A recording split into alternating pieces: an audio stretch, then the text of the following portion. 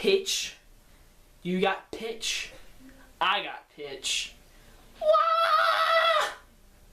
Yeah, I'm that cool.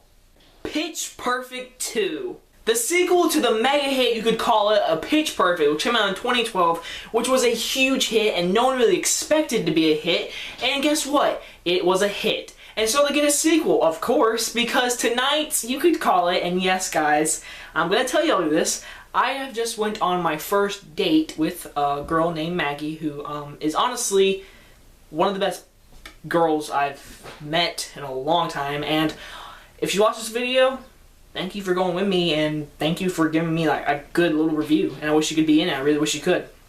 But let's go into the movie, guys. So Pitch Perfect 2 stars Anna Kendrick, Fat Amy, or what was her name? Russell Wilson? No, I say Russell Wilson. I forget it. But Fat Amy. And it's the crew. The crew is back, except for that blonde chick from True Blood. She's not in it as much as you think she is. She's actually gone. And so they're good. The Bellas, they're all good. They're really good until an incident happens at the very beginning of the movie, and it's actually a very funny scene. And then they are just like discriminated. They're out of the Bella. The Bellas are gonna be gone unless they win this world domination and they become like the amazing champions ever. The world, and that's the only way the Bellas will be Bellas still. And so you get the girl from True Grit, who is Haley something, and she's added to this movie because her mom used to be a Bella and now she's in it. What do I think of this movie? First off, I will say now it is not as good as the first one. The first one just had that touch. It had the feeling of like, this is inspiring kind of music. This one's filled with 21st century music, like a lot of it. It sounds really good, especially their villain, the Russian people. Even though you're supposed to hate them in the movie, they're actually really funny. I mean, they're funny, they're actually pretty good too, I'm not gonna lie. Like the first time you see them do their act, whatever, it's pretty cool. And you also get the guy from Workaholics and the Fat Amy's little relationship in that movie. I really liked the relationship. It was really good. It was so much better than I thought it was going to be. That relationship was good.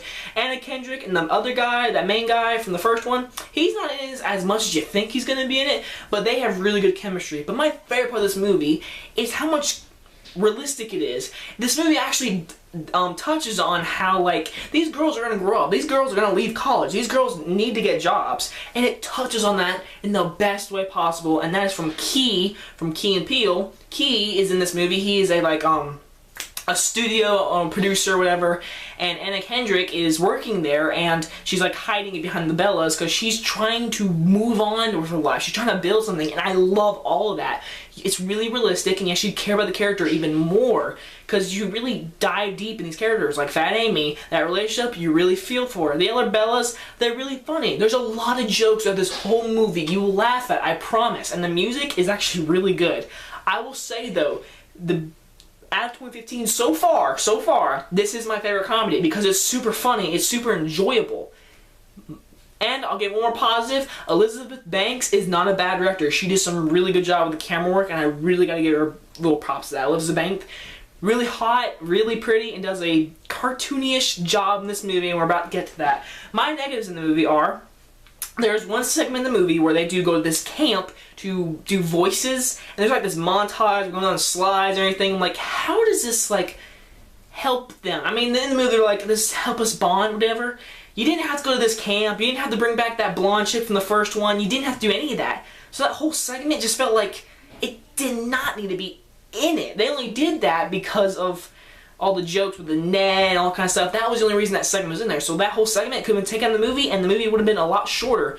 Which the runtime, it was fine. It felt short, but honestly, it kind of dragged on. You can tell they're dragging on stuff because they went to this house and had a little battle. That little element, it didn't need to be in the movie either. It just kind of proved how good all the other singers were.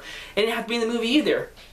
There's just a lot of things they didn't have to put in this movie, and they were doing it to make it long, doing a lot for laughs. And there's some funny parts, especially the camp part. There's some funny parts, but it didn't need to be in the movie.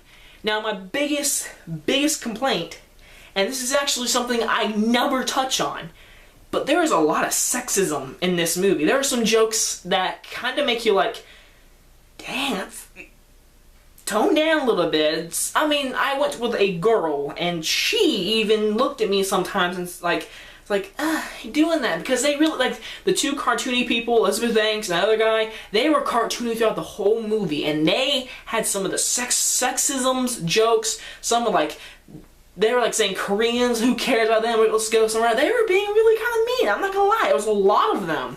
And there's fart jokes, whatever, and they weren't as funny at all. So, overall, though, I enjoyed the movie. The girl Haley from... Haley, I don't know her real name. That's her real name, Haley, from True Grit. She is one of the best parts in this whole movie.